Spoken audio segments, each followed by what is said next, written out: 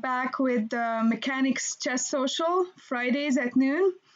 And this week we have two very special guests, two of my good friends, Grandmaster Melik Khachiyan and Woman Grandmaster Tatev Abrahamyan. Welcome, guys. Thank you for having us. And you guys are joining us from Southern California, both of you, right? Yes. Actually, we live very close to each other, like 10 minutes apart. I see. Do you guys see each other during lockdown, or is it strictly forbidden? I mean, not really. I haven't really been seeing anyone. Especially with probably two little kids, right? You don't let too many people in your house, right, Melik? Well, I mean, full house here. But in general, like Tatev said, I didn't see my sons for a month. I saw yesterday one of my eldest sons just for 5 minutes or so. I see. Well, anyway, so thank you so much for joining us. And for those who, let me introduce you guys a little bit, and then let's talk about chess and talk about you guys, what you guys are doing. So, Grandmaster Melik, I think, you are the world team champion, you're a European Cup champion, right? And you've been living in Southern California for a few years now, right? Quite a few decades, right? Since I moved to US, I moved to South California, and I never moved out from here. So it's like already been 19 years or so. Yes, and you were at some point Levron Aronian's Grandmaster Aronian's coach, right? Yes, I trained. I coached Levon for I would say 7 years, from 1990 to 1997. And he was my student. And so I think people know you a little bit about that, and also like your coaching style, and you're famous as a coach. And Tatev, we are really happy that you could join. You came in second in the women's champion, U.S. women's champion, a few times. So we are rooting for you to win that, hopefully in the next year or two. And then you also been a part of the women's team champion, U.S. Women's team, which Melik coached. So you guys are in close coaching relationship, coach and student relationship, or I don't know. Tell us a little bit about that. I think that's one of the interesting things I would like to ask you guys. Well, I knew Tatev when she was Tatev very little from Armenia, and then Tatev came to California, and then Tatev became Tatev, and then Tatev became very strong player. So yeah, we know each other for many years. Mm-hmm. It's a history we have for I don't know 25 years, maybe more. Well, all Armenians know each other, so yeah, especially in the chess community. But you moved to the US when you were 13 or very young, right? Yeah, there was a period that a lot of us moved here. It was me, Melik, and Varujan and Andronik. We all moved around either 2001 or around 2001. So, there's a big movement from Armenia to here and all to Southern California. So did you guys know each other back in Armenia as well and then came here, or did you guys meet here in the United States? No, we knew each other. I didn't thought that because she was a kid, but I knew her coach, I knew her, so yeah. Wow. Yeah, as a kid to say I knew Melik, I knew who he was, we didn't hang out or anything. Obviously Varujan and Andronik, of course we all knew who we were, but since I was a kid, no one would spend any time with me. So let's first talk about that women's team championship, because it's always fascinating for me. The team captain role is actually a very important one, and also training the team members and prepping them for the team championship, and being there during the team championship and kind of managing the team. So Melik, can you tell us a little bit about that period? What was your approach, and can you tell us a little bit about the event itself? Yeah, it's always tough to coach team because it's a huge responsibility, particularly whenever you are responsible not only for just regular team, you're responsible for the country. And but it's fun to me to be a team captain because I love my girls and everyone. And I think the role of captain primarily should be as something like which connect everything together. You know what I'm saying? My job to make sure everyone is happy. My job to make sure everyone is ready for the games, and obviously I have some duty while they're playing the games. I don't know. You better ask Tatev and other girls how they feel about it. But to me, I think I'm trying to do my best. And actually, most recent experience in when we traveled to World Team Championship in Kazakhstan, in my opinion, was almost like a perfect. I think the team worked like very smooth, and we had fantastic like inside atmosphere in the team. And I'm looking forward to have the same sort of attitude, you know, and next Olympian. I'm not sure when it's going to happen, but I hope it's going to happen. It's Yeah, and funny you for said Kazakhstan. It feels like 10 years ago by now. It was only a year ago. A year ago, right? It feels so Yeah. far away by We now. had 2 years ago in Batumi, very good run. We have amazing run, Judith, like in Batumi in Georgia when we played very strong teams, and Yeah. we almost beat China. We almost beat China. That's unbeatable team, and only because we played with sort of because Sabina was very sick, and we couldn't play her for many rounds, and we played only with four boards. And simply, our girls, got very tired, and they couldn't make it in the last round against Ukraine. Only Tatev was able to beat the former world champion, and that's it. And we kind of collapsed in the last round. So what I'm saying is, but we had amazing run in Batumi. So, and since we have some new changes, hopefully, like kind of reserve players, we have Carissa got stronger. We have still Jennifer getting stronger. We have Annie Wang coming pretty much in the team as well. So I'm looking forward to have with our veterans like a Crush, like Tatev, like Anna. Like I said, if Olympiad will happen next year, I think we're gonna have very balanced, good team. Yes, let's cross the fingers. And also, Eddie Wang is your student as well, right? So Yes. having a very similar style, or not similar style, I wouldn't say that, but having students who are you have been coaching them for years. You know their strengths and weaknesses, right? Yes. Tatev, is that something that you feel Melik knows you very well and can prep you for these tournaments? No, personally, whenever Annie plays US Championship, I don't prepare her. We had a deal, and I promised my girls. That's why she does so well. Huh? No. I said that's why she does so well. No. But she has second coach, right? She has, yeah. And that's the reason why I knew this will come in a long time ago. And back then, I asked family to hire second coach because I always said we're gonna have some complications if she's gonna be playing the girls from team. Because I mean, I can't say something like external, but I can't say something like, oh, Tate playing this, or let's say Anna playing that. So it's not sort of right. And yeah, so that's the. I actually have another girl who's playing US Championship. So yeah. Well, I have also a streak, right? So what about you, Tatev? How do you feel? About what? About the team. What's your approach when going to the women's team champion or team championship, and how do you see the role of the team captain? Is it good that he knows you that well, or would you rather have? Well, I guess the other team captain now you know him very well too, right? Yeah, so first, like the Olympiad, I think is absolutely the best tournament ever because it's such a it's not just a tournament, it's just a celebration of chess. You see representatives of every country, you see almost equal number of men and women, which is then so rare in chess, and people are just so happy to be there, and this atmosphere, this vibe that you get is just so great, and everyone is just so happy to be there. It's just you're playing in the same playing hall, and then you're walking around, and there's like Magnus Carlsen, and there's like Kramnik or Abrahamyan, and it's like so awesome to be in the same playing hall, and it's just like really brings top players and just everyone in the world together, which is just so fascinating.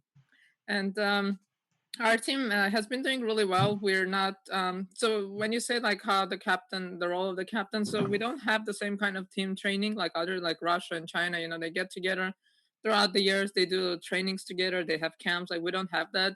So it has been improving lately. We have been getting some funds from our federation. So there's been a lot of support, and I have to give credit to our federation now because they've been giving us some money for training. So we're receiving funds. Nice. You know, we have to do it. We do it on our own, so it's up to us how we want to spend it. So, but there were some actually talks about doing some camps, but you know, everything, life just fell apart. Oh yeah. Yeah, so we have actually a coach and a captain. So the coach's role is to prepare the players, and actually, it's a lot of work because there's 4 of us, and you know, everyone has a different style and different approach. And yeah, the captain is there to pretty much bring the main role of the captain is deciding the lineup because we have 5 players but only 4 play. So the captain has to decide who's playing the next day. You know, like if someone is really tired or someone's kind of off or maybe their style won't match the opponent, things like that. Also, kind of basically doing everything we want. You know, it's like I want some chocolate, Melik, get me some chocolate. Oh, that's fun. You know, like during the game at this time, like, you know, every player has like they like to drink coffee, tea, or this. So like one will be like, okay, after 2 hours, I need some coffee. Another one, I just need some water. I need some tea. And like when I get tired, you need to bring me coffee. Yeah, that's my role also. You're right. So the coach sometimes, Judith, like what time should I bring the coffee to Tatev? And what time should I bring the coffee to Anna or coffee or tea? And on top of it's fun. So when you do your like training seminars, this is like a skill that you teach also, like fetching the coffee and the preferences of each player. She likes to drink coffee. She likes to drink tea. No, we have really fantastic team. As Tatev mentioned, we never had any like formally like camps, but somehow we are with a high spirit in the team, and we're doing great.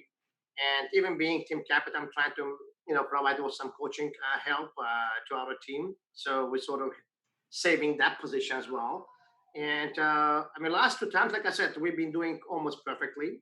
And I think I'm looking forward to having a great event if this happens. Yeah. And also, role of captain. Sometimes it will happen because in women chess particularly, it's a little bit different than men chess. I have to tell you, this is my personal opinion. Let's say in men team, every single player is so strong, and pretty much they know what's going on, right, Tatev? But in our situation, sometimes the captain must take a decision. So, and I think it happens with Coach Alejandro, with myself, when sometimes, like a certain, particularly whenever you deal with girls like Rochelle Wu, for instance, or let's say or Carissa. I mean, when they a little bit inexperienced, so the captain must sort of helping to explain certain situations and also sometimes take a decisions while they're playing the actual game. So, I mean, like I said, but most important, like Tatev mentioned, it's a particular Olympiad. It's absolutely celebration of life. It's actually when you feel so much proud about yourself being at that position, being lucky playing on that field and seeing all those great players right there, like yeah, well, but I think that this is not a matter. This is not a matter of men and women. I think this is just a matter of experience. Okay, if we have Jeffrey Zhang playing on Olympiad team, I think like Donaldson would have to explain to him how things work. And no, you're not so familiar with, because like when in the Olympiad you're playing and your opponent offers you a draw, you can go and ask your captain like, oh, should I accept it? And like if you don't know, if no one has told you that, then you kind of make the decision on your own. And okay, a lot of times maybe you do. Like you have enough faith in yourself and your position, you think like I'm gonna decline and I'm gonna win, but you have to consult your captain because maybe your captain is just be like, make a draw and we're winning this match and just call it a day. Like you have to put your team ahead of yourself, so it's not so how you do it, it's how your team does. Yeah. Having organized the U.S. Amateur Team West a few times, I find it fascinating how how different that is from a normal tournament, and how team concept is just brings another dimension. And I always find it very exciting to follow you guys when you guys are going to the Olympiad or the team championships. It's something, adds something, because you can see the individual players, but then you can really see the dynamics of or at least get a glimpse of the dynamics of the coach, the team, the captain, and everything. So that's why I wanted to start with this. I find it very fascinating and very interesting, and I don't think a lot of us players know this type of this perspective. So yeah, I mean, our team has always had good chemistry. We are, we're all very different people from all over the place, but we don't have any conflict or anything. We get along well. We eat dinners together. We go for walks, and like our chemistry is always there. And now we're gonna have new players, and the young players. Like we had Jennifer Yu, who was 16 at the time. 16, so she just fit in so perfectly in the team. Yeah, and now she's getting even stronger. So. Yeah. Good. Can I ask you guys a question about coaching in general? Because, Melik, I mean, you're a very, very strong, accomplished player, and so are you, Tatev. What is it about coaching? Because, like, not every strong player is a good coach or even wants to be a coach. Like, for you, Melik, like, what is it that attracted you? Because you've been actually coaching for a long time. And same goes for you, Tatev, because you coach a lot of students and you have, camps. And, like, what is it about the art of coaching that like is exciting for you that you kind of really commit to it? Your first question is like, why can't strong? Well, what do you like about coaching? Because like not every strong player can be a good coach or even enjoy it. But so like, what is it about coaching that you like? Yeah, I think not every good player can be a coach, because just because you know something, you cannot really explain it. You cannot, especially in a way that's accessible to others. And sometimes some things are so obvious to you, you feel like they don't need to be explained. So I think it's really important to be able to think like your students. And I think that's the part that hurts your chest, because especially if you're teaching really weak players, because then you start thinking like that, and then you're expecting, like blunders and things like that. And then when you start playing, then you have to switch back, and that makes it tough. Actually, I work for a chess academy, and recently we moved all our group lessons online. So that's actually have given me my day some structure, because otherwise my day was just free. I've actually been missing my students a lot, and like the energy that they bring. What I like about teaching is, when you explain something to someone and like you see that moment, they like actually get it, and then they start applying to it. And I think when you actually get through to them, and you can actually like see how their thinking changes, how their mind work changes, I think that's the most interesting, rewarding part. I remember one time I was talking to Daniel Naroditsky, and I asked him, do you coach students? And then he said, well, I usually like to coach students that are around 1,700 or higher. And then I said, kind of what makes that determination? And he actually said, well, I freely admit that, for players that are lower, I can't understand what they don't understand. And and I thought that was kind of illuminating, because it is difficult. You have to be able to think for a player at that level and make that connection with them. And I guess that's what good coaches do, and that's what you're able to do, like with your students. I mean that's great self-awareness. It's important to know, because you don't want to waste their time. You don't want to waste your time. Like I don't like teaching beginners, because like I just don't have the patience, especially with little kids. Like I just can't, like 6-7-year-old, but they like it's not something I like to do. I actually like teaching around like 1,000-1,200 level, because like they know enough that they see tactics, but then you can still help them improve so much. So like you can see this huge jump, and I think that's really interesting, because like they get excited. You teach, like they have a tactical vision, but it's not so great. So when you improve it, they like improve a lot, and they get excited, and like I really enjoy that. And Melik, how do you coach like a very strong, like someone who's on the verge of being, FIDE master, international master, or even grandmaster? Because I'm assuming grandmasters have grandmasters as coaches. Like, what does it take to what are you coaching at that level? It probably goes beyond chess, or is it like a higher level of chess thinking? Well, it depends. I mean, let's say from my most recent experience as a grandmaster, like you said, the student I have, Steven Zer, but he came to me like really occasionally, maybe once a month, maybe once in 2 months. these days because he's really very strong. It's only for some recommendations and only like for some direction to take. So pretty much what we do, I'm trying to point out his main mistakes, what he's missing, because I'm more experienced pretty much, and that's it. I can only give him direction. Um, so yeah, I mean, I have some strong students like Anya Wang, some freedom master, some international master like Alex Costello. Those days mostly, when I work with them, so material sent in advance. I'm trying to review what's the material. I get prepared. Primarily, we talk about some, improving some opening lines or calculations, stuff like that, deep stuff. I do have material which pretty much prepare for almost every level. Let's say Tatev mentioned about coaching differences, or you mentioned Daniel Naroditsky. It's true. It's these days, in my personal opinion, it's really hard to find a universal coach who could be teaching you like beginners and at the same time could coach like higher level. Let's say personally myself, I feel what I do perfectly. I can take it from around, let's say 1500 and take him to the 2200. So that's what I usually do, like the best. So a particular level of 18, 19, 2000, that's what I love to work with. All right. But again, if I have to, let's say, teach some chess counts for beginners, I guess I'll do it. But really, I would not prefer it. Okay.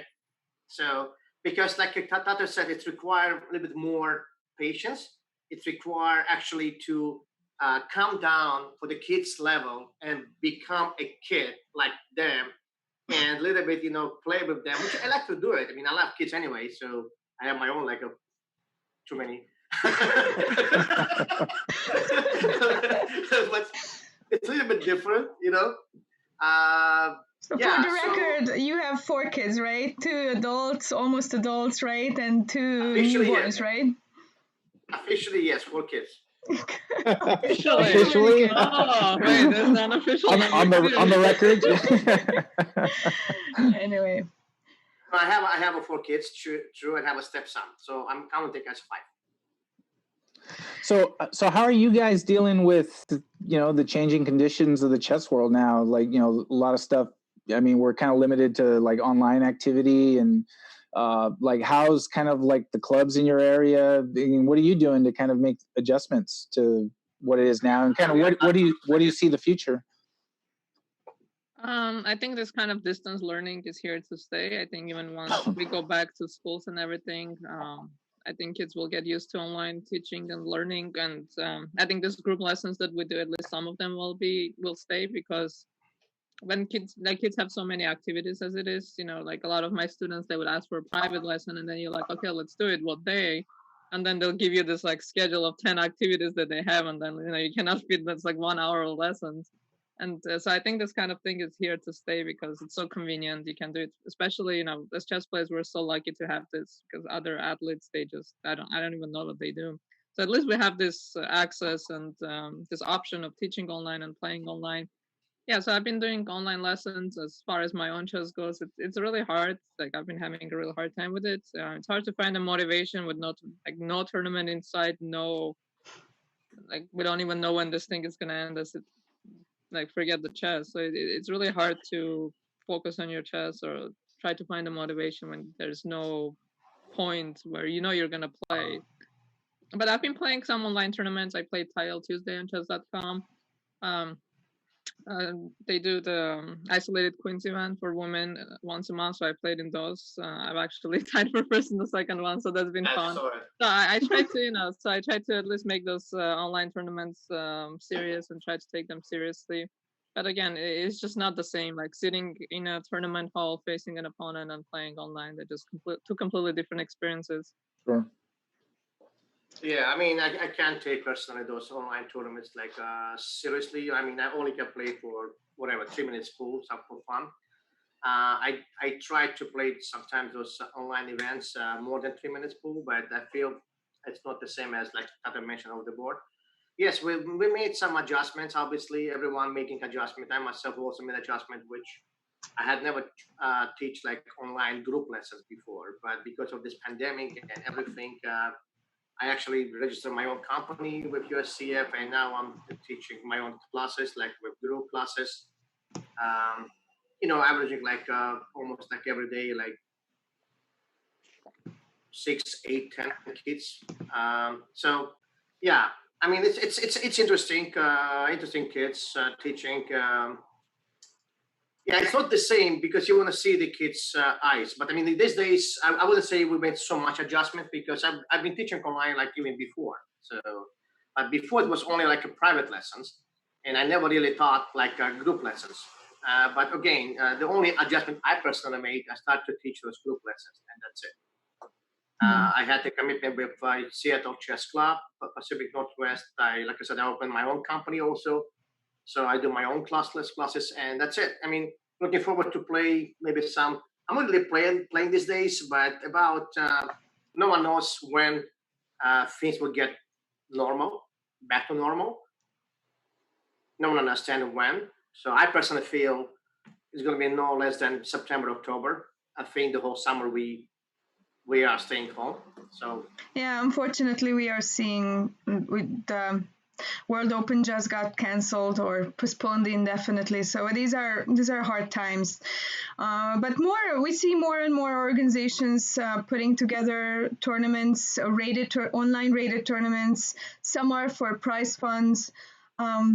Do you feel that the attention that we do against cheaters or to ensure fair play, the standard things like web camera and the screening the games, do you think these are enough, or do you have any other suggestions for organizers, such as mechanics, how to screen for fair play? well, as better management you will get, as better for you. I don't know. I will personally feel okay. One camera angle is not enough. I always feel this is what I said some time ago. I always feel like for cash tournaments, at least 2 camera must be somehow like apply and make sure somehow like the player observed from let's say at least 2 different positions. And that's what Okay? Pro Chess did, I think 2 years ago, right? Right. They required that 2 angle, one for the face from the computer that you played, and another room view. I remember that we had to do that, right? Yeah, I think 2 camera it's requirement in my personal opinion. Make sure you could be observed properly. Secondly, obviously, I think the game stats. So like I explained to Abel. So I think these days, this is my personal opinion. If someone wants to cheat, he will cheat. Yeah. If someone wants to cheat, he will cheat. You can't really, even if you put 3 cameras, he's going to do that. Right? But the point is, like I explained, and that's what let's say, I'm trying to understand, like I think, let's say my personal strength, for instance, like I'm 2,500 player grandmaster, mediocre, whatever. And somehow I'm playing like a tournament, I'm showing performance of my life, like a 2650, 2700. I'm like, wow. And then another tournament I'm beating. I mean, come on, this is not possible. It's not possible. I mean, I never believe on those miraculous plays. So I think it's no matter who you are, no matter what's your title, if somehow you're jumping over your head, I think at least your account should be I don't know, suspended or closed. Yeah, because the other day, I think someone posted on the Facebook some kind of program which run simultaneously. You can use one computer, one CPU, and this is like a hitting program, which you could be like on the top of your screen. And pretty much whenever you play your game, pretty much you see everything. I mean, I don't know. I like I said, you gotta be careful by running those cash tournaments, unless if you completely have like a close tournament like Magnus Carlsen did these days, like a Magnus Invitational. But he sort of trusts people, and he knows who he invites. And those elite grandmasters, they wouldn't put like their name, their legacy, everything, like to lose it, whatever. And that was a tournament. But when we talk about like Title Tuesday or some other big events, when you combine like more than 100 players at the same time, I don't know. This is tough. There must be some, in my opinion, like an extra measurement should be applied. Something. I'm not really an IT guy. You better ask like someone who is like, has more information on it. But to me, I also know that like many other websites, let's say Lead Chess, I tried some other, I think actually way more cheating over there. Yeah. Like on Lead Chess, I can't break through 2400 level. Yeah. I keep beating by those 2250 guys. They're playing like a strong grandmasters, like they beating me like badly. I'm tired, Yeah. And it's all about statistics and math, right? It's unfortunately, I mean, you can't.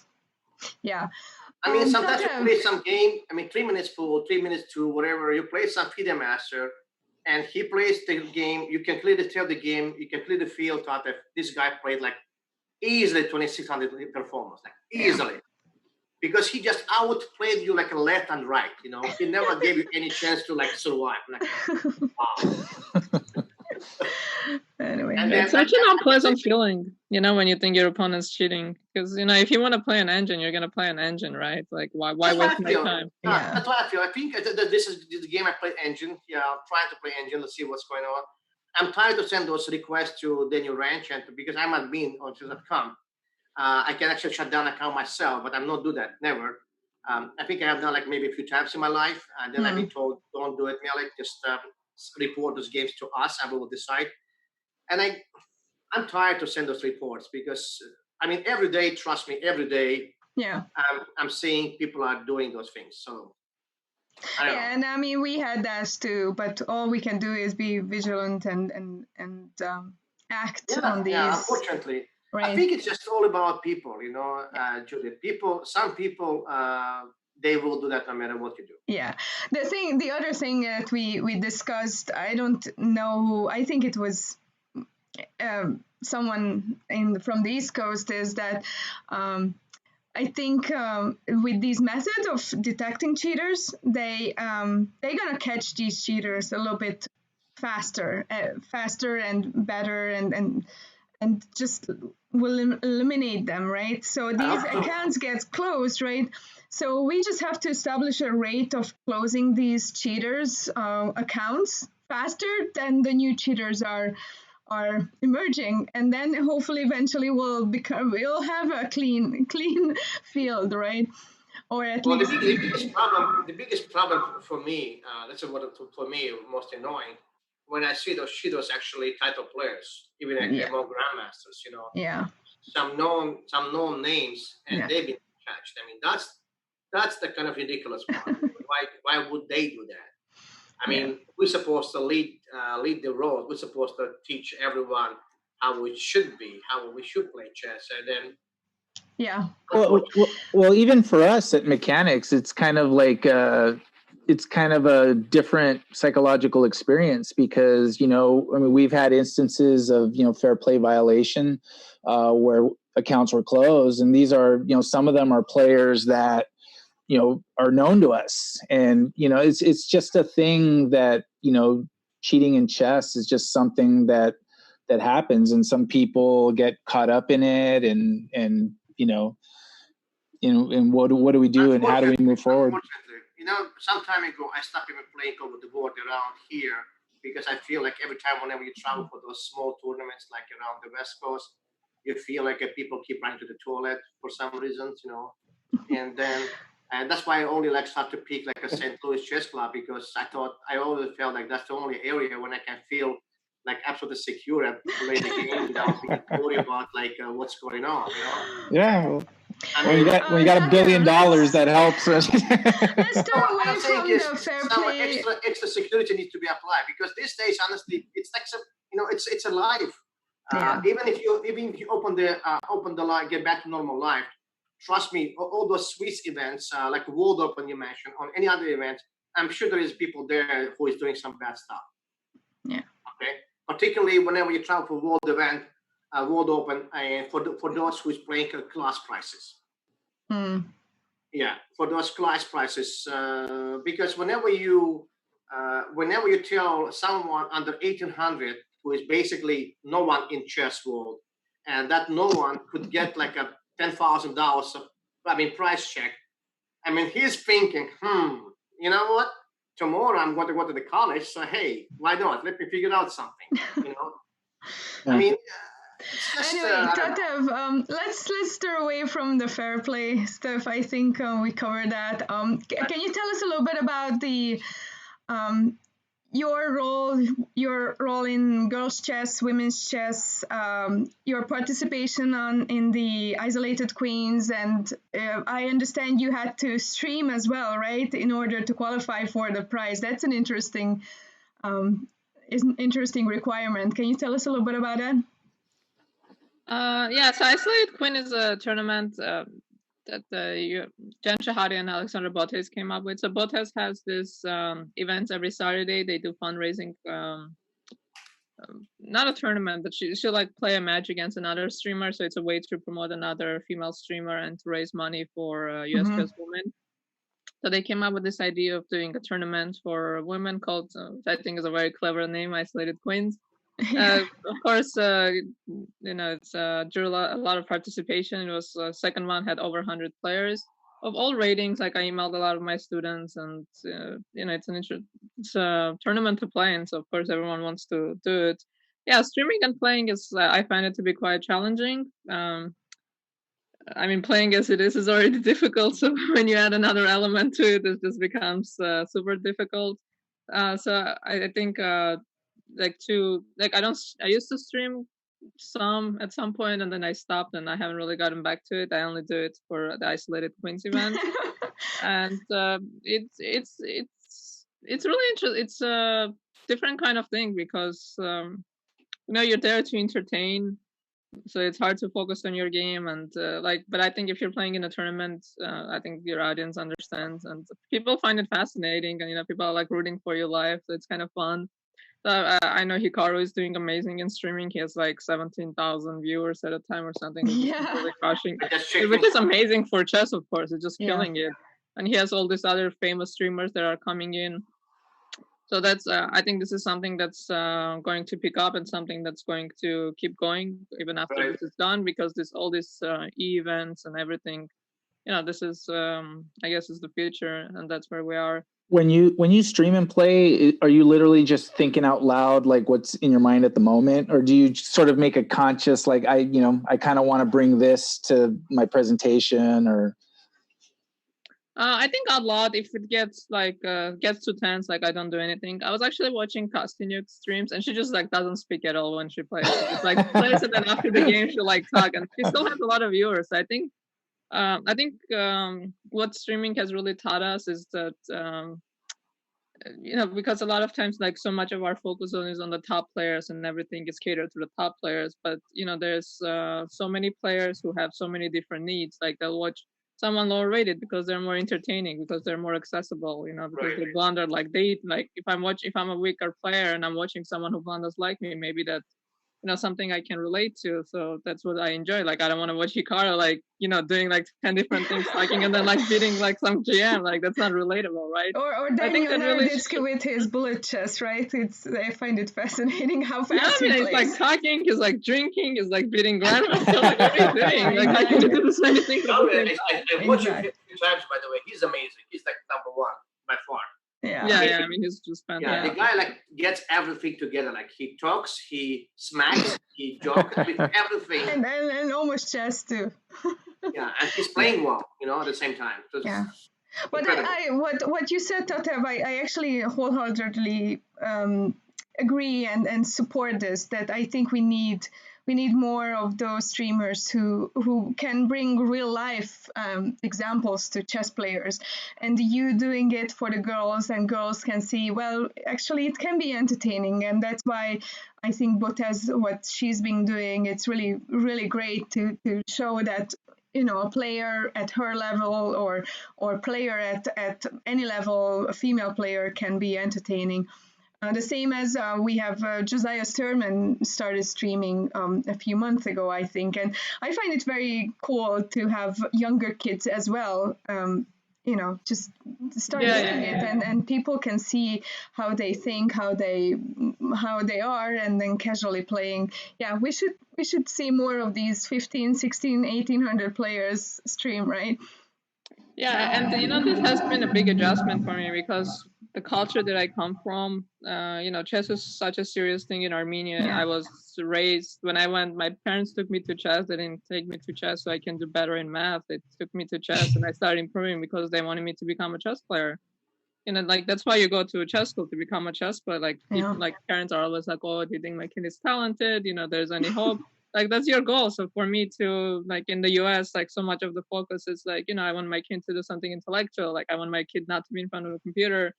I just want my, introduce them to something different. That it has been such a big adjustment to me because I do come from this mentality that chess is like a profession. It's not entertainment. But obviously, of course, it's kind of a narrow way of thinking in a way because chess is a great game. It's a great hobby. Not everyone is going to play chess to become good at it. Anyone can become chess at any age or any level, and we have to understand that there's so many different groups that need to be catered to. Well, Judith and I have experienced that as organizers, where they look at us and oh, you guys, run tournaments. What else do you do for a living, right? So. Yeah. It'd be nice to have chess thought of as an end in itself, not kind of a stepping stone to something else, right? Yeah, there's so many ways of looking at chess, right? I was actually teaching the US Chess was doing a seminar for girls, and someone asked me, do you think of yourself as an artist? And I was taken back, I've never been asked this question before. I was no, not really, I'm a chess player. I have one last question that I'm sure you guys get a lot, and we too, and almost every parent asks.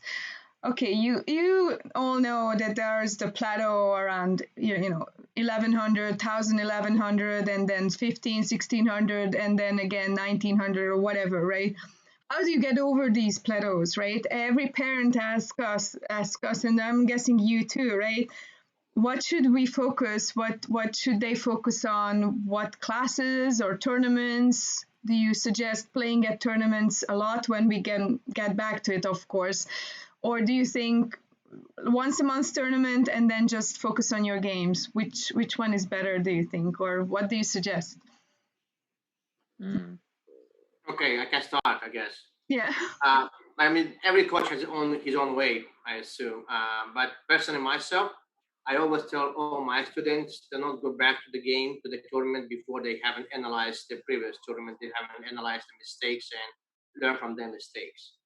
So to me, every next tournament must be done only if you learn your mistakes from previous one, and if you basically made some adjustment, and then you feel you're ready. At least this hole is covered. Then you move on and you play your next tournament.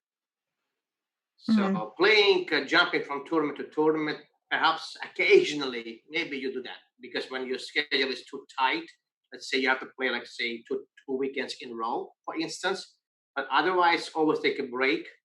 Because like I said, Tatev mentioned to you, said we product of a cultural things, in Armenia, in Soviet, stuff like that.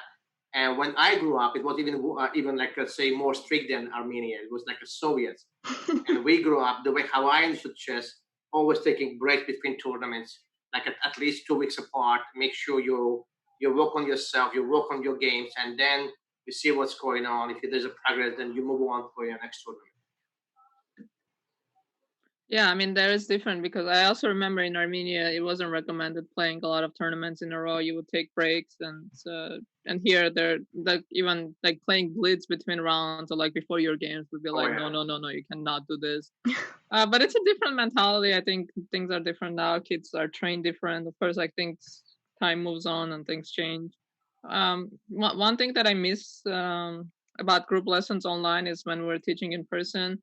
For let's say for an hour and a half lesson, they would play for an hour and then we would lecture for half an hour. And just watching them play and seeing the mistakes they're making and correcting them on the spot and kind of getting an idea where everyone is, that's one thing that I miss. And I think that's the best way to help them as you watch them in real time, doing those things. which is, I think, a big problem with online teaching, because you don't get to do it. It's like, I'll do tournament for my students online, and they play blitz, but of course it's not the same as in class. We would let them play like game 15 minimum. Like, you cannot play faster just to see how they play.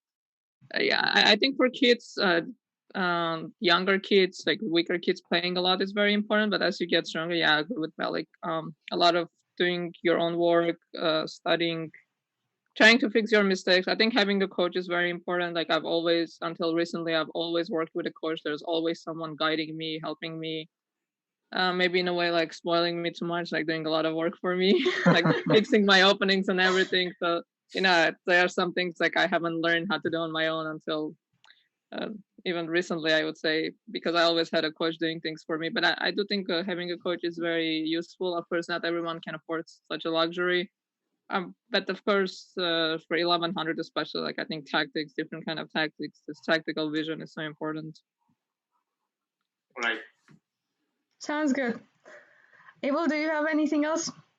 No, just want to, thank you both for kind of coming on and kind of like sharing this. And, you had mentioned, because we were talking about how Carol Meyer had come on the show before, and that, it's nice that she's so accessible. Just want to thank you both for being accessible and just kind of like, sharing your thoughts and stuff, especially the things about coaching, because I think it's really interesting for our viewers to kind of like know just how coaches think about coaching, and, just telling us like kind of what you're up to now. So thank you for making the time. Yeah, thanks for having us. Yeah, and thank you both from me too. I always admire both of you, and your dedication to fair play and women's chess is always very admirable. And I thank you so much, guys. I appreciate your time, and thanks for the lovely chat. Grandmaster Melik Khachiyan, Women Grandmaster Tatev Abrahamyan from Judith Stare and Abel Talamantes here at Mechanics. Thank you all for watching, and keep safe, everyone. Okay, bye. See you later. Bye. Thank you.